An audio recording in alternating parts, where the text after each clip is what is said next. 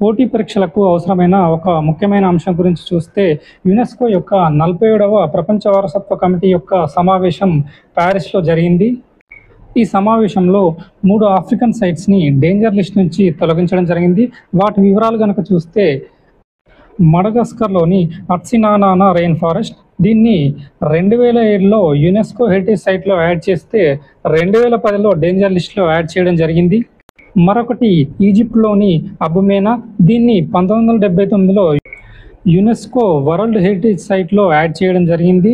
ఇది 2001లో డేంజర్ లిస్ట్లో యాడ్ చేయడం జరిగింది.